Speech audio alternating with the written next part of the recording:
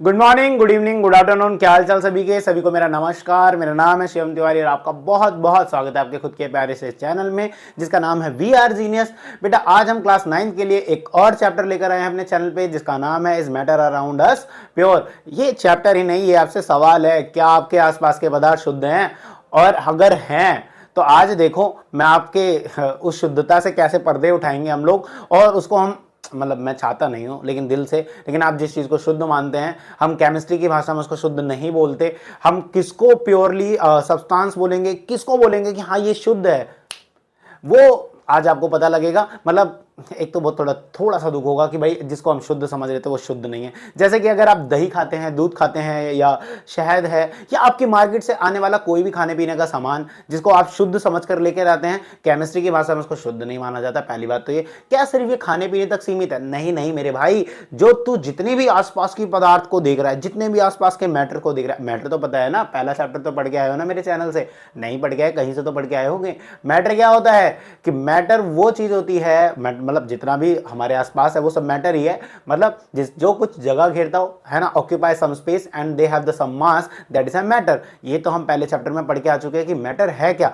अब हम बात करेंगे मैटर की शुद्धता की, कि जो मैटर है हमारे आसपास इतने सारे, उसमें से शुद्ध मैटर कौन सा है, प्योर मैटर कौन सा है, और प्योर ये है तो इम्प्योर कौन सा है, और जो इम्प्योर है उसमें कौन से टाइप का इम्प्योर है, मतलब समझाऊंगा मैं। आज हम इसी सारी बातों पर चर्चा करने वाले हैं। इसी पे आज हमारा इंट्रोडक्शन लेक्चर रहने वाला है इस चैप्टर का। ठीक है, अच्छा सवाल से शुरू करते हैं इसको। सवाल से तो चैप्टर ही सवाल है कि क्या आपके आसपास के पदार्थ शुद्ध हैं, है ना। अगर मैं बात करूं कि जो आप दूध लेकर आते हैं, सपोज कर लेते हैं आप तबेले से ही दूध लेके आते हैं ताजा ताजा निकलवा कर, आपको तो भैया बिना पानी मिला के भी अगर दे रहे हैं तो आपको लगता होगा कि ये तो शुद्ध है, लेकिन वो शुद्ध नहीं है। क्यों शुद्ध नहीं है भाई? क्योंकि उसके अंदर बेटा, मिल्क के अंदर कई चीजें होती हैं, carbohydrate, fat, vitamin, minerals, protein. देखो इतनी सारी चीजें मिली तो है, तो प्योरली शुद्ध कहां हुआ? नहीं समझ आ रहा? समझते हैं। चलो देखो, हम बात करेंगे बेटा मैटर की। स्टार्टिंग कहां से करेंगे हम लोग? मैटर से स्टार्ट करेंगे। अब किस किस को पता है मैटर किसे कहते हैं? जैसे कि मैंने अभी थोड़ी देर पहले बताया कि अगर कोई भी वस्तु कुछ जगह घेरती है, ठीक है, यानी कुछ ऑक्यूपाई करती है some space and they have the some mass, अगर उसके पास कुछ मास है तो वो क्या कहलाता है? मैटर कहलाता है। मैटर अपनी तीन अवस्थाओं में पाया जाता है, सॉलिड में, लिक्विड में और गैस में। क्या गाना सा हो गया था क्या? ठीक है, मैटर हमारे पास तीन अवस्थाओं में पाया जाता है, सॉलिड, लिक्विड और गैस। इन सब के बारे में डिटेल्ड चर्चा करके आ चुके हैं हम पहले चैप्टर में। अब सवाल आता है कि जो मैटर है हमारा, क्या ये प्योर है या ये इम्प्योर है? ठीक है, तो सबसे पहले हम बात करेंगे प्योर सब्सटेंस की। तो बेटा देखो, है ना, इसको हम एग्जांपल से समझते हैं कि अगर मेरे पास ये एक वॉल है, ये एक दीवार है, ठीक है, दैट इज अ वॉल। आपको पता होगा वॉल किससे बनती है? ब्रिक से बनती है। किससे बनती है? ईंटों से बनती है भाई साहब। अगर ये वॉल जो है, ये जो दीवार है, अगर हर एक ईंट इसमें जो लगी हुई है वो प्योरली आयरन की बनी हुई है, क्या बनी हुई है? प्योरली आयरन, यानी लोहे की बनी हुई ईंट है, तो क्या मैं बोल सकता हूं कि ये जो वॉल है, ये जो दीवार है, ये प्योरली आयरन की दीवार है? बिल्कुल भाई, प्योरली आयरन की वॉल कह सकते हैं हम, ठीक है, कि ये जो दीवार है, क्योंकि इसमें हर एक ईंट, अब सीमेंट नहीं लगाया मैंने बस ईंट पे ईंट रख दी, तो ये जो वॉल तैयार हुई, ये प्योरी वॉल, जो वॉल है, दीवार है, ये क्या है? प्योरली आयरन की वॉल है। उसी प्रकार से चाहे अगर हम आयरन समझते हो ना, लोहा, देखो हम ऐसे एग्जांपल्स लेंगे जिनको आपको पता हो, ठीक है, तो चाहे अगर हम बात करें प्योरली, अगर हम आयरन का एटम लेते हैं या आयरन लेते हैं और उससे हम रॉड बनाते हैं, आयरन की रॉड, तो हम उसको बोल सकते हैं प्योरली आयरन की रॉड है, ठीक है। सो यानी अब प्योर सब्सटेंस क्या होता है? A pure substance consists of a single type of particle। अगर कोई सब्सटेंस सिर्फ एक ही तरह का पार्टिकल अपने अंदर कंसिस्ट करता है, अपने अंदर एक ही तरह का पार्टिकल रखता है, तो उसको हम प्योर कहते हैं। जैसे कि ये जो वॉल है, इसमें एक ही सब्सटेंस है, कौन सा? आयरन का सब्सटेंस है, ठीक है, मतलब आयरन की वॉल है। तो अगर मान लो यहाँ पे आयरन की ये ब्रिक्स है, आयरन की ब्रिक्स है, मान लो यहाँ पर मैं दो ब्रिक्स सिल्वर की लगा दूं, चांदी की, वैसे महंगी पड़ेगी मुझे, बट मैंने लगा दी। Ag सिल्वर का साइन होता है, Fe जो होता है वो आयरन का साइन होता है। नहीं पता तो जान गए ना बेटा, अब और क्या करोगे, ठीक है। अब देखो ये प्योरली आयरन की वॉल नहीं रही, क्योंकि इसमें दो ईंट किसकी लगा दी भाई? मैंने चांदी की लगा दी, अमीर आदमी भाई, लगा दी है ना। लेकिन अब ये प्योरली आयरन की वॉल नहीं रही, क्योंकि इसमें कुछ मिक्सचर आ गया, अशुद्धता आ गई, इम्प्योरिटीज आ गई। क्या बात समझ में आ रही है? क्या बात समझ में आ रही है? तो सर अब देखो, यानी अब मेरा सवाल, अब आपको थोड़ा थोड़ा समझ में आ रहा होगा प्योर किसको कह सकते हैं या प्योर किसको नहीं। यानी आपके घर में जो भी मैं बोल रहा था अभी तक खाने की चीजें आ रही हैं वो प्योर क्यों नहीं थी? क्योंकि उसमें कई तरह की चीजें मिली होती हैं। कैसे? जैसे मैंने बताया कि दूध में होता है प्रोटीन होता है, मिनरल्स होता है, विटामिन होते हैं, कार्बोहाइड्रेट होता है, फैट होता है, इतनी सारी चीजें हैं। तो ये प्योरली मिल्क नहीं है, ठीक है, क्योंकि एक ही तरह का एटम या एक ही तरह का एलिमेंट उसने अपने अंदर कंसिस्ट नहीं करा। दोबारा से एक बार हम समझते हैं कि प्योर क्या है। देखो, क्योंकि आज इंट्रोडक्शन लेक्चर है, मैं चाहता हूं कि आपको एक एक बात अच्छे से समझ में आए, ठीक है। अगर जिनको ये मेरी बातें थोड़ी बोरिंग लगेंगी या जिनको लगेगा मैं धीरे धीरे चल रहा हूं, तो भाई साहब आपके पास टेक्नोलॉजी है, आप अपनी स्पीड बढ़ाकर देख सकते हैं। मेरे वीडियो लेक्चर्स थोड़े से लंबे रहते हैं बट इसमें कंटेंट पूरा रहता है, बच्चे का डाउट एकदम क्लियर होकर जाना चाहिए वीडियो से, अगर आए हो आप मेरे पास तो, ठीक है। तो मैं क्या बोल रहा था कि प्योर अगर कोई भी चीज है, ठीक है, जैसे मैं एक गिलास पानी की बात करूं, एक गिलास वाटर की बात करूं, ठीक है, और मान लेते हैं सबको पता है वाटर जो होता है उसके अंदर H2O के मॉलिक्यूल होते हैं। सबको पता है एक गिलास पानी होता है, जो पानी होता है पानी के अंदर H2O के मॉलिक्यूल होते हैं, ठीक है। मान लेते हैं यहाँ पे H2O मॉलिक्यूल के अंदर कोई भी और आयंस नहीं है, सिर्फ और सिर्फ पानी ही है, प्योरली H2O के मॉलिक्यूल। तो मैं क्या बोल सकता हूं कि ये जो ग्लास है, ये जो ग्लास है, इस ग्लास के अंदर भरा है वाटर, और वाटर मतलब H2O। तो मैं बोल सकता हूं कि प्योरली H2O मॉलिक्यूल से बना हुआ सब्सटेंस इसके अंदर भरा हुआ है, यानी प्योर वाटर है, क्योंकि वाटर के अंदर और कुछ भी नहीं मिला हुआ। समझ आ रही है बात? अगर मैं इसी में नमक डाल दूं यानी NaCl डाल दूं तो ये प्योर नहीं रहेगा, ये प्योर नहीं रहेगा। बात समझ में आ रही है? अगर मैं इसमें नमक घोल दूं तो ये प्योर वाटर नहीं रहेगा। क्या आपको बात समझ में आ रही है? अच्छा, अब मैं समझ सकता हूं कि आपको ये बात समझ में आने लग गई कि हम प्योर किसे बोलेंगे। हम प्योर सिर्फ उसे बोलेंगे जो सिर्फ एक सिंगल टाइप का पार्टिकल कंसिस्ट करता हूं, मतलब जो सिर्फ एक सिंगल पार्टिकल से बना हो, एक ही जैसे पार्टिकल से जो चीज बनी होती है उसको हम क्या बोलते हैं? प्योर बोलते हैं। जैसे ये जो ग्लास के पानी है इसमें सारा पानी H2O मॉलिक्यूल से बने हुए हैं, तो ये प्योर वाटर है। यहां पर ये जो दीवार थी, अगर मैं सिर्फ और सिर्फ आयरन के एटम से बनी हुई है, यानी आयरन के ब्रिक से, इसकी जो एक एक ईंट है वो सिर्फ आयरन की है और किसी भी एलिमेंट की नहीं है, तो क्या बोल सकता हूं? ये प्योर है। समझ आ रहा है कि यानी कोई भी चीज जो सिर्फ एक ही तरह के पार्टिकल से बनी होती है उसको हम प्योर कहते हैं। बात समझ आ गई क्या बेटे? प्योर सबको समझ आ गया? आशा है कि आपको समझ आ गया, नहीं आया तो एक बार आप रिवाइंड करो, आपको समझ आ जाएगा। अच्छा, एक बात, जो प्योर सब्सटेंस होता है उसको हम फिजिकल मेथड से अलग नहीं कर सकते। जो प्योर सब्सटेंस होता है उसको हम फिजिकल मेथड से अलग नहीं कर सकते। Pure substance can not be separated into the other substance by the physical method. Pure जो सब्सटेंस होता है उसको हम अदर सब्सटेंसेस में नहीं तोड़ सकते एक सिंपल या फिजिकल मेथड से। समझ में आ रहा है क्या? ठीक है, आगे हम बात करें। अब प्योर जो होते हैं उसमें दो तरह के प्योर सब्सटेंस आते हैं हमारे प्योर में हमारे दो टाइप्स हो जाते हैं। एक आ जाता है हमारे पास एलिमेंट। क्या आ जाता है बेटे? एलिमेंट आ जाता है, ठीक है, एक मिनट ऐसे कर लेते हैं। और एक आ जाता है हमारे पास कंपाउंड। क्या आ जाता है बेटे? कंपाउंड। अब एलिमेंट और कंपाउंड की बात करेंगे। एलिमेंट, अब जिन बच्चों को थोड़ा सा हो सकता है, कुछ बच्चे हमारे बच्चे जो हैं वो चालाक होते हैं, दिमागदार होते हैं, उनको एटम वगैरह के बारे में पता होता है, तो उनको मैं डायरेक्ट बता दूं एक ही बात हमें, एलिमेंट और एटम बात एक ही होती है। अब जिनको नहीं पता एलिमेंट के बारे में समझते हैं। देखो क्या, एक ऐसी यूनिट, ठीक है, मैटर, देखो आपके आसपास बहुत सारे मैटर है, ठीक है। अब मैंने आपको पिछले लेक्चर्स में यानी हमारे पहले चैप्टर में भी बताया था, जो वो हर एक मैटर होता है वो छोटे छोटे पार्टिकल से मिलकर बना होता है, जिन पार्टिकल्स को हम एटम कहते हैं, और उन्हीं को बेटा हम एलिमेंट कहते हैं, उन्हीं को हम एलिमेंट कहते हैं। मैटर की वो अवस्था, ठीक है, a basic form of matter, matter का एकदम बेसिक फॉर्म जिसको आप डिवाइड नहीं कर सकते किसी सिंपलर सब्सटेंस में। जैसे कि अगर मैं बात करूं, ये हमारे पास गोल्ड है, गोल्ड का सिंबल होता है AU। अब आप इसको और अलग नहीं कर सकते, है ना, ये प्योरली गोल्ड एटम है, इसको और सिंपल सब्सटेंस में नहीं तोड़ा जा सकता, ठीक है। और अगर तोड़ा जा सकता है तो अभी आपको नहीं पढ़ाया जा रहा है क्योंकि आपके सिलेबस में नहीं है, ठीक है। तो आप ऐसा समझो कि, समझो क्या, बिल्कुल सही बात है कि जो मैटर का एक बेसिक फॉर्म होता है, ठीक है, जो मैटर तो समझते हो ना भाई, तो जो मैटर होता है उसका जो बेसिक फॉर्म होता है, सबसे बेसिक फॉर्म, है ना। अब जैसे मैं समझाने की कोशिश कर दो बेसिक फॉर्म का मतलब, आप इसको ऐसे एग्जांपल समझो, जैसे एक घर होता है, ठीक है, एक घर है, घर किससे बनता है? दीवारों से बनता है, ठीक है। दीवारों में भी कई चीज लगी होती है, सीमेंट लगा होता है, ब्रिक्स लगा होता है, ठीक है। तो आप उसको ब्रेक डाउन करते जा रहे हो ना, घर से रूम्स में आए, रूम से वॉल्स पे आए, वॉल से आप एक ईंट पर चले गए, तो देखो ब्रेक डाउन करते चले गए ऐसे, है ना। लेकिन अगर मैं बात करूं ईंट को आप कितने में ब्रेक डाउन करोगे, तो ईंट को आप किसी और सब्सटेंस में नहीं तोड़ सकते। वैसे ही एलिमेंट मैटर की वो फॉर्म होती है जिसको आप और डिवाइड नहीं कर सकते। जैसे एग्जांपल के तौर पे आप आयरन ले लो, गोल्ड ले लो, सिल्वर ले सकते हैं, ठीक है, chlorine, magnesium, calcium, aluminium, silver, silver नहीं सिलिकॉन है, सिल्वर तो ये हो गया, सिलिकॉन, लेड, एक्सेट्रा एक्सेट्रा। ऐसे बहुत सारे एलिमेंट होते हैं जिनको आप तोड़ नहीं सकते सिंपलर सब्सटेंस में। ये मैटर की बेसिक फॉर्म होती है। क्या बात समझ में आ रही है?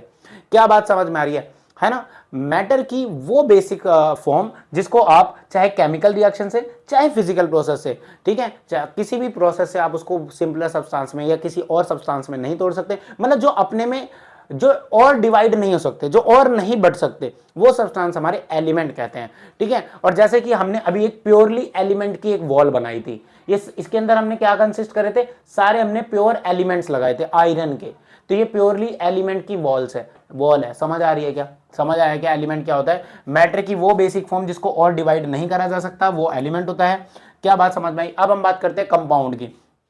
कंपाउंड क्या होता है बेटा? दो या दो से अधिक सब्सटेंस, दो या दो से अधिक सब्सटेंस, दो या दो से अधिक सब्सटेंस मतलब एलिमेंट बेटा, यहां पर दो या दो से अधिक एलिमेंट को हम केमिकली कंबाइन करते हैं, ठीक है। गोंद से नहीं चिपकाना है, गोंद से नहीं चिपकाना है, केमिकली कंबाइन होंगे। जैसे अगर आप देखो, ये तो H2O है, H2O मॉलिक्यूल, पानी का मॉलिक्यूल होता है। आपके घर में पानी है ना? अरे होगा ही भाई, बिना पानी पिए कैसे जियोगे, है ना? थोड़ा सा सिली क्वेश्चन हो गया, लेम जोक हो गया, आई एम सॉरी, ठीक है। तो आपके घर में पानी तो है ही, आप उस पानी के अंदर से निकालो ऐसे, वो सारा H2O है, निकालो, उसमें से हाइड्रोजन अलग कर दो, ऑक्सीजन अलग कर दो, ऐसे मारो हाथ कितना भी, फूंक मार लो, गर्म कर लो, नहीं होना भाई अलग। चाहे आप हीट दे लो, चाहे आप उसमें हाथ मार लो, चाहे सर पटक लो, गीले हो जाओगे, लेकिन हाइड्रोजन और ऑक्सीजन को अलग नहीं कर पाओगे। क्यों? क्योंकि ये दोनों केमिकली बॉन्डेड हैं। ये कंपाउंड का एग्जांपल ही तो है H2O, है ना? देखो, नॉर्मली हाइड्रोजन गैस होती है, ऑक्सीजन भी एक गैस होती है, ये दोनों कंबाइंड होकर H2O बनाते हैं, जो कि लिक्विड स्टेट में होता है। अब ये केमिकली बॉन्डेड हुए हैं। कैसे बॉन्डेड हुए हैं? केमिकली जुड़े हैं। कैसे? केमिकली जुड़े हैं, एक केमिकल प्रोसेस द्वारा, केमिकल रिएक्शन द्वारा जुड़े हैं। तो एक कंपाउंड क्या होता है? कंपाउंड एक ऐसा सब्सटेंस होता है जो दो या दो से अधिक एलिमेंट से मिलकर बनता है, और वो जो एलिमेंट्स होते हैं वो कैसे जुड़े होते हैं? केमिकली जुड़े होते हैं, ना कि चिपकाए होते हैं किसी तरह से। केमिकली कंबाइंड होते हैं एक दूसरे से, एकदम केमिकली जुड़े होते हैं। अब केमिकली कंबाइंड, अब आप इसको जैसे जैसे आप अपनी केमिस्ट्री को बढ़ाते चलोगे, मतलब जैसे जैसे आप अगली अगली क्लास में बढ़ोगे, तब आपको पता लगेगा केमिकली कंबाइंड कैसे किया जाता है। उनके बीच में बॉन्ड बनते हैं, कुछ आयनिक बॉन्ड बनते हैं, कुछ कोवलेंट बॉन्ड बनते हैं, और भी तरह के बॉन्ड्स बनते हैं। उस तरह के केमिकल कॉम्बिनेशन को हम लोग केमिकल रिएक्शन वगैरह कहते हैं। तो वो बातें हम आगे आगे पढ़ेंगे, लेकिन अभी आपको सिर्फ इतना समझना है कि कंपाउंड क्या होता है। कंपाउंड वो होता है दो या दो से अधिक एलिमेंट से केमिकली जुड़ा होता है, और फिक्स्ड प्रोपोर्शन से जुड़ा होता है। किससे जुड़ा होता है? Fixed proportion. इसका मतलब क्या है मेरे भाई? फिक्स्ड प्रोपोर्शन का मतलब, इसका मतलब होता है जो ऐसे H2 है, ठीक है, पानी का मॉलिक्यूल है, इसमें हाइड्रोजन कितने हैं बेटा? 2, और ऑक्सीजन कितने हैं? 1, यानी 2 हाइड्रोजन 1 ऑक्सीजन मिलेगा तभी H2O बनेगा। 2 हाइड्रोजन 1 ऑक्सीजन मिलेगा तभी H2O बनेगा। कल को तुम्हारे पास, तुम बोल दो भैया मेरे पास 3 हाइड्रोजन है और मेरे पास ऑक्सीजन एक ही है, क्या H3O, इसको बना लूं क्या H2O? नहीं भाई, ये H2O नहीं है, ये जुड़ेगा भी नहीं आपस में, H3O जुड़ेगा नहीं भाई। H2O मतलब केमिकल बॉन्डेड, केमिकल जुड़ने का एक कंपाउंड जब बनता है तो वो केमिकली आपस में जुड़ता है, बॉन्ड बनाता है ना, दोस्ती करता है, और उसका एक क्राइटेरिया होता है। वो ऐसे हर किसी से और जैसे मर्जी नहीं जुड़ता बेटे, ठीक है। उसका एक फिक्स प्रोपोर्शन होता है। जैसे कि H2O बनाने के लिए एक फिक्स प्रोपोर्शन है, 2 हाइड्रोजन 1 ऑक्सीजन होगा तभी वो जुड़ेगा और तभी H2O बनाएगा, अदरवाइज नहीं बनाएगा। इसी को हम फिक्स प्रोपोर्शन बोलते हैं। क्या बात समझ में आई? क्या बात समझ में आई कि एक कंपाउंड वो होता है जो 2 या 2 से अधिक एलिमेंट से आपस में जुड़ा होता है एक फिक्स प्रोपोर्शन के साथ, उसको हम कंपाउंड कहते हैं, ठीक है। एग्जांपल के तौर पे जैसे NaCl नमक, H2O, HCl, H2SO4 sulphuric acid, और आप बोल सकते हो HCl hydrochloric acid, HNO3 nitric acid. ऐसे बहुत सारे एग्जांपल्स हमारे पास है। ये सारे क्या हैं? कंपाउंड्स है भाई। ये एक या एक से अधिक एलिमेंट से मिलकर बने हुए हैं, केमिकली बॉन्डेड है फिक्स प्रोपोर्शन के साथ। क्या आपको एलिमेंट समझ आया? क्या आपको एलिमेंट समझ आया? क्या आपको कंपाउंड समझ आया? अब प्योर सब्सटेंस भी समझ आया। तो मैंने वही बोला कि प्योर सब्सटेंस क्या होते हैं? जो एक ही तरह के एलिमेंट से बने होते हैं या जो एक ही तरह के कंपाउंड से बने होते हैं, ठीक है। जैसे कि ये मैंने एक गिलास पानी का एग्जांपल दिया, इस गिलास के पानी के अंदर सारे एक ही कंपाउंड से, एक ही तरह के कंपाउंड थे, H2O H2O H2O H2O, तो एक ही तरह के कंपाउंड से बना हुआ, तो इसको हम प्योरली वाटर बोलेंगे। या फिर एक ही तरह के एलिमेंट से बना हुआ है, तब भी हम इसको प्योर बोलेंगे। तो अब आपको समझ आ गया प्योर किसे बोलते हैं। तो आप समझ गए होंगे कि आपकी जो चीजें आप लेकर आते हो वो केमिस्ट्री की भाषा में प्योर तो नहीं होती। प्योर कब कहलाएंगी? या तो वो चीज एक ही तरह के एलिमेंट से बनी हो, या तो वो चीज एक ही तरह के कंपाउंड से बनी हो। क्या बात है मेरे बच्चे, समझ आ गया क्या? ठीक है, एलिमेंट को भी हम तीन भागों में कैटेगराइज करते हैं, मेटल, नॉन मेटल और मेटलॉइड। ये तो आप 8th क्लास में पढ़कर आए हो, है ना, ये तो आप 8th क्लास में पढ़कर आए हो, मेटल, नॉन मेटल, मेटलॉइड। अभी इनकी हम बातें कर लेंगे। नॉर्मली आप मेटल, नॉन मेटल और मेटलॉइड के बारे में जानते हैं, ठीक है। मेटल हार्ड होते हैं, लस्ट्रस होते हैं, मेलेबल होते हैं, डक्टाइल होते हैं, good conductor, heat and electricity होते हैं। नॉन मेटल इसका बिल्कुल अपोजिट होता है, और जो दोनों की प्रॉपर्टी शो करते हैं उसको मेटलॉइड बोलते हैं। अभी हम इसके बारे में एक बार और चर्चा कर लेंगे। क्या आपको इधर की सारी बातें समझ में आ गई? क्या आपको एलिमेंट समझ आ गया? क्या आपको कंपाउंड समझ आ गया?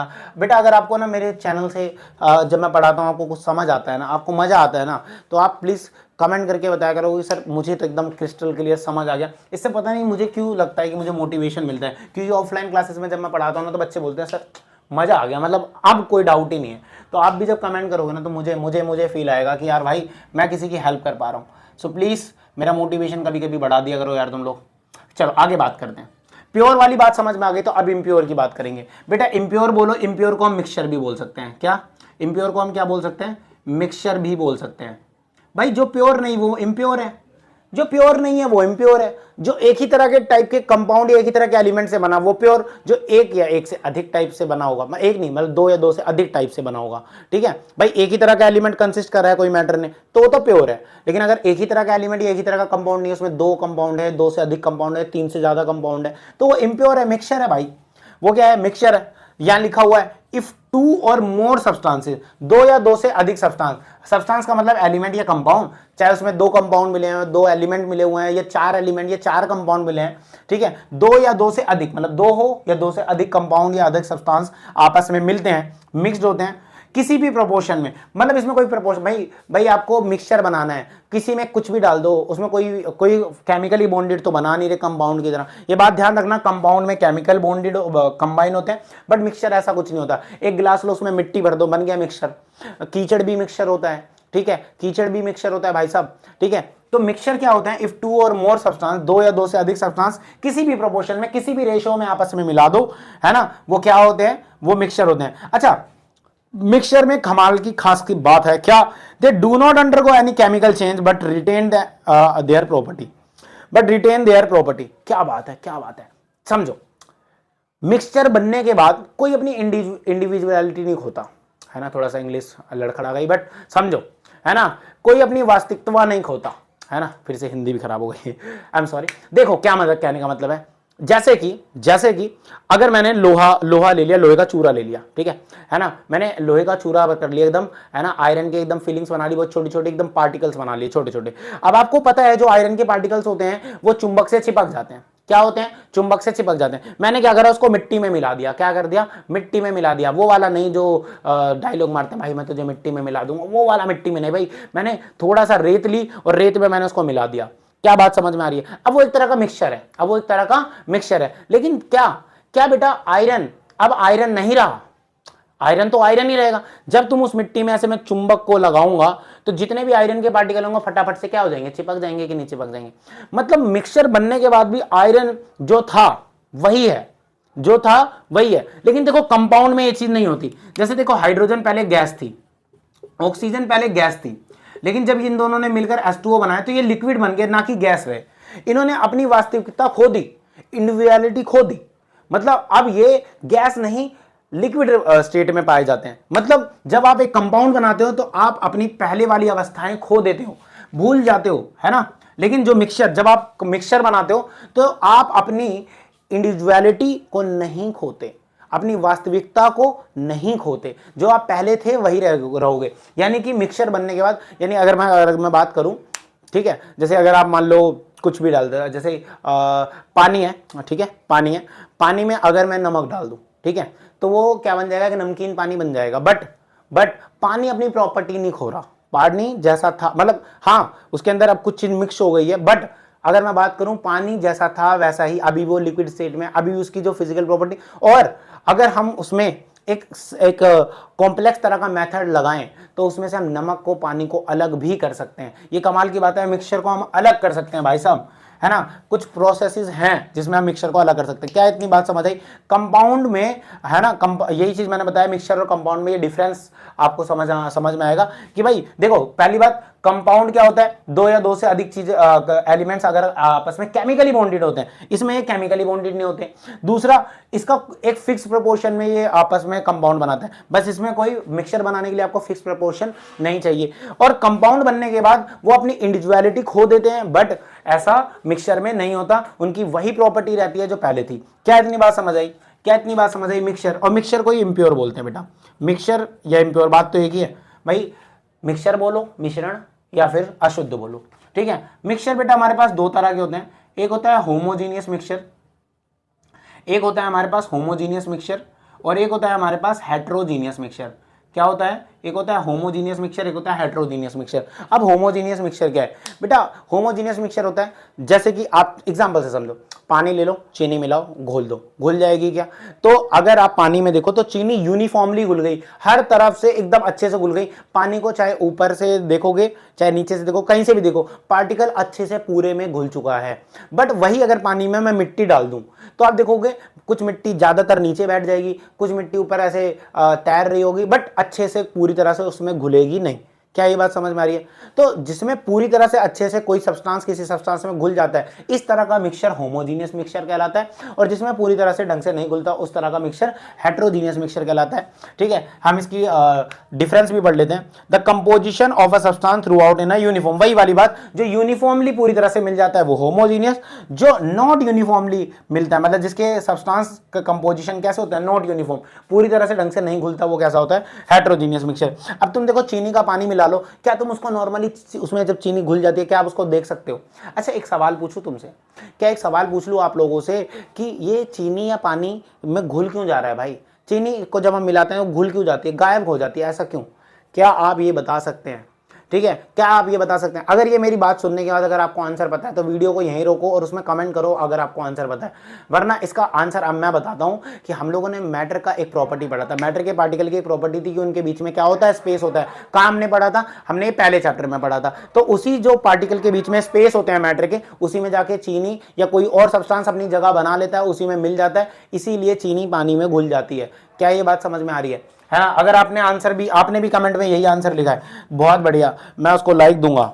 ठीक है सही बात है, और क्या कर सकता हूं भाई, मैं पढ़ा दूंगा भाई, और क्या करेंगे। चलो दूसरी बात मैंने ये बताया कि जब चीनी पानी में घुल गया तो वो कैसा सॉल्यूशन है, वो एक होमोजीनियस मिक्सचर है। कैसा मिक्सचर है? होमोजीनियस। तो उसके पार्टिकल को आप नॉर्मली नेक्ड आई से, नॉर्मल आंखों से नहीं देख सकते, है ना। जैसे पानी में चीनी जब घुल गया तो आप चीनी के पार्टिकल्स को देख सकते हो? नहीं देख सकते। लेकिन मिट्टी को घोल दिया, मिट्टी के पार्टिकल देख सकते हो? देख सकते हो। तो इसका मतलब हेट्रोजीनियस मिक्सचर में, हेट्रोजीनियस मिक्सचर के पार्टिकल को आप देख सकते हो अपनी नॉर्मल आंखों से, बट होमोजीनियस के पार्टिकल को अपने आंखों से देख नहीं सकते मेरे भाई। अच्छा, उसके बाद होमोजीनियस के पार्टिकल को आप फिल्ट्रेशन प्रोसेस से अलग नहीं कर सकते, बट हेट्रोजीनियस के पार्टिकल को फिल्ट्रेशन प्रोसेस से अलग कर सकते हैं। अब ये फिल्ट्रेशन प्रोसेस क्या है? अब ये फिल्ट्रेशन प्रोसेस क्या है? तो बेटा अगर आप जाओगे तो आपके जो बुक डिपोज होते हैं या आपकी जो गार्डनिंग वगैरह की दुकान होती है, वहां पर आपको मिल जाएगा फिल्टर पेपर। फिल्टर पेपर कैसा होता है? छन्नी की तरह होता है। कैसा होता है? बहुत छन्नी की तरह होता है। एक पेपर होता है उसमें बहुत छोटे छोटे पोर्स, बहुत छोटे पोर्स होते हैं, ठीक है ना। उन छोटे पोर्स में जैसे अगर आप मिट्टी वाला पानी ले लो, एक हेट्रोजीनियस मिक्सचर है, ठीक है, तो जब आप उसमें डालोगे तो पानी के मॉलिक्यूल्स वो छन्नी में से पास हो जाएंगे, बट क्योंकि वो इतना छोटा छेद होता है कि जो मिट्टी के पार्टिकल्स होते हैं वो उसी में रह जाते हैं, अटक जाते हैं, ऊपर ही रह जाते हैं। तो आपने क्या करा, मिट्टी को अलग कर दिया, पानी को अलग कर दिया, छान कर अलग कर दिया, तो इस प्रोसेस को फिल्ट्रेशन प्रोसेस बोलते हैं। बट आप ऐसा थोड़ी ना कर सकते हो कि चीनी वाला पानी को मान लो ऐसे डाल दोगे तो चीनी ऊपर, भाई वो तो घुल चुका है अच्छे से, यूनिफॉर्मली डिस्ट्रीब्यूटेड, तो आप उसको फिल्ट्रेशन प्रोसेस से तो अलग नहीं कर सकते। क्या बात समझ में आई कि होमोजीनियस और हेट्रोजीनियस में डिफरेंस क्या है? क्या आपको सारी बात समझ में आई? ठीक है, सो अब हम होमोजीनियस के अंदर हमें पढ़ना है सॉल्यूशन। क्या पढ़ना है? सॉल्यूशन। और हेट्रोजीनियस के अंदर हम पढ़ेंगे सस्पेंशन और हम पढ़ेंगे कोलोइड। क्या पढ़ेंगे? कोलोइड। और ये अब हम अपने नेक्स्ट लेक्चर में देखेंगे, अपनी नेक्स्ट वीडियो में देखेंगे, है ना। सो अभी मैंने आज जो भी आपको इंट्रोडक्शन बताया, आशा करता हूं आपको समझ आया। बस एक छोटी सी बात रह गई है, मैं उसको और एक बार बता दूं। जैसे कि मैंने बोला था कि हम लास्ट में मेटल, नॉन मेटल और मेटलॉइड के बारे में थोड़ा सा देखेंगे। So please make sure 2 minute और बनाओ, है ना, पेशेंस बनाओ, खत्म करते हैं आज के लेक्चर को, ठीक है। वैसे तो मोस्टली बच्चों को मेटल और नॉन मेटल में डिफरेंस पता है, बट मैं फिर से बता दूं, ठीक है। मेटल नॉन मेटल में क्या डिफरेंस है? जो जर्नली मेटल बेटा हार्ड होते हैं, ये हार्ड नहीं होते हैं, है ना, ये जर्नली थोड़ा सॉफ्ट होते हैं rather than the metal. Metal से थोड़े सॉफ्ट होते हैं, मेटल हार्ड होते हैं। मेटल के पास मेलेबल की प्रॉपर्टी होती है। कौन सी प्रॉपर्टी होती है बेटा? मेलेबिलिटी बोल देते हैं, मेलेबल या मेलेबिलिटी बोल दो इसके। ये नॉन मेलेबल होता है। क्या होता है? Non malleable. अब मेलेबल का मतलब क्या होता है बेटा? मेटल को आप पीट कर चपटा कर सकते हो, एकदम एकदम थिन चटाई की जैसे बना सकते हो, है ना। जैसे कि आपने देखा होगा कि जो लोहे की कील ले लो, उसको आप चपटा कर सकते हो पीट पीट कर, हथौड़े से मारकर। बट आप कोयले वगैरह को ऐसे पीट कर चपटा नहीं कर सकते, क्योंकि वो नॉन मेलेबल होते हैं, क्योंकि वो नॉन मेटल होते हैं। क्या बात समझ में आ रही है? उसके अलावा जो मेटल होते हैं वो उनके पास डक्टिलिटी की प्रॉपर्टी होती है, वो डक्टाइल होते हैं, बल्कि ये नॉन डक्टाइल होते हैं। अब डक्टाइल का मतलब क्या होता है भाई साहब? डक्टाइल का मतलब होता है आप ना मेटल को खींचकर एकदम पतला वायर जैसा बना सकते हो, बट नॉन मेटल को ऐसा नहीं बना सकते। यही कारण है कि जो हमारे घरों में वायर है, देख रखा है ना, वो सारी मेटल्स की बनी हुई है, उनको देखा ना, ऐसे खींच के वायर जैसा बना रखा है भाई, तभी तो एकदम पतली पतली वायर जैसा बना रखा है, क्योंकि मेटल के पास डक्टिलिटी है, वरना आप उनको वायर जैसा नहीं बना पाते। दूसरी बात, ये गुड कंडक्टर होते हैं। ये गुड कंडक्टर होते हैं। किस चीज के गुड कंडक्टर होते हैं भाई? ये हीट के गुड कंडक्टर होते हैं, इलेक्ट्रिसिटी के गुड कंडक्टर होते हैं। कौन भाई? मेटल। बल्कि ये क्या होते हैं? बैड कंडक्टर्स होते हैं। ये क्या होते हैं? बैड कंडक्टर्स होते हैं, हीट और इलेक्ट्रिसिटी के, और ये गुड कंडक्टर होते हैं। मतलब कहने का मतलब है मेटल अपने अंदर से इलेक्ट्रिसिटी को भी पास होने देता है, हीट को। जैसे अगर आप चम्मच गर्म करो तो पूरा चम्मच ही गर्म हो जाता है। आप घर में जब खाना बनाते हो तो जैसे अगर आप पूरा पतीला रखते हो तो पूरा पतीला ही गर्म हो जाता है ना भाई, क्योंकि वो मेटल का बना होता है। नॉन मेटल का बना होगा तो नहीं होगा ना भाई, समझ गए, है ना। तो और इसी कारण से हमारी जो वायरिंग वगैरह भी होती है, ये जो हमारे इलेक्ट्रिसिटी के अप्लायंसेस होते हैं, वो सारे मेटल के बनाए जाते हैं, क्योंकि उसके अंदर से करंट पास हो सकता है ना। नॉन मेटल का बना दोगे तो भाई इसमें करंट ही पास नहीं होगा। तो पता लगा आप अब लकड़ी जोड़ दो यहाँ से ऐसे, क्या नाम है, एक लाइट में, तो क्या लकड़ी से थोड़ी ना करंट पास होकर बल्ब जलाएगा? ऐसा तो होगा नहीं, क्योंकि वो नॉन मेटल है। समझ आ रहा है क्या बात?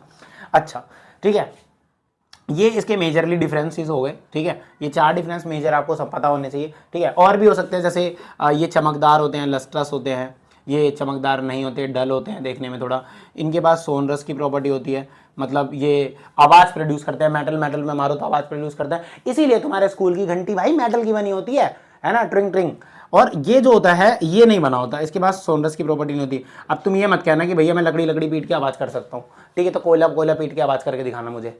अगर तुम बोलोगे कि भैया मेटल और नॉन मेटल, भैया नॉन मेटल तो आवाज़ करता है, मैं करके दिखा सकता हूँ, तो मैं तुम्हें बोलता हूँ 2 कोयला लो, ऐसे पीट कर आवाज़ करो, जितना मेटल करता है करो। मैं दो लोहे को मारूंगा, आपस में आवाज़ आएगी, तुम 2 कोयले को मार के आवाज़ करना, मैं देखता हूँ तुम कितनी आवाज़ प्रोड्यूस कर पाओगे, है ना। कुछ चीज़ें होती है बेटा कि 100% एकदम कोई भी चीज़ नहीं होती, मतलब कुछ नॉन मेटल्स होते हैं जो आवाज़ प्रोड्यूस कर लेते होंगे, है ना, बट मैक्सिमम जो नॉन मेटल्स होते हैं वो आवाज़ नहीं प्रोड्यूस करते हैं, और जो प्रोड्यूस भी करते हैं वो मेटल जितना तो नहीं कर पाते। समझते हो ना आप ये बातों को, ठीक है।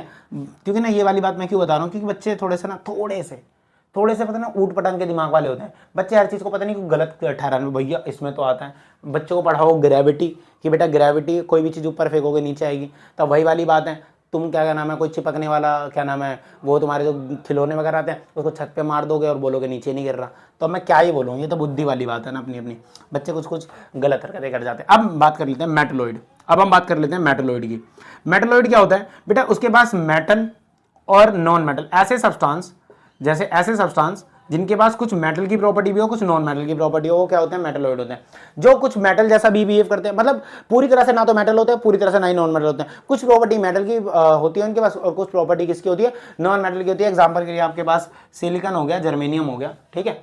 सो आज के लेक्चर में हमने इंट्रोडक्शन रखा, हमने प्योर वाला पार्ट पूरा अच्छे से पढ़ा। प्योर क्या होता है, एलिमेंट क्या होता है, कंपाउंड क्या होता है, मेटल नॉन मेटल, मेटलॉइड क्या होता है, ठीक है। हमने डिफरेंस भी पढ़ा कंपाउंड और मिक्सचर में, हमने मतलब मिक्सचर पढ़ा, इम्प्योर पढ़ा, इनमें डिफरेंस भी पढ़ा, होमोजीनियस हेटेरोजीनियस पढ़ा, इनमें भी डिफरेंस पढ़ा। और अगली जो हमारा लेक्चर आएगा उसमें हम लोग पढ़ेंगे सॉल्यूशन, सस्पेंशन और कोलॉइड, ठीक है। हो सकता है ये 2 लेक्चर में मैं डिवाइड करूँ, सॉल्यूशन को मैं अलग पढ़ाऊँ, सस्पेंशन कोलॉइड को एक साथ, ठीक है। तो 1 या 2 लेक्चर में हमारा ये वाला पूरा चैप्टर खत्म हो जाएगा।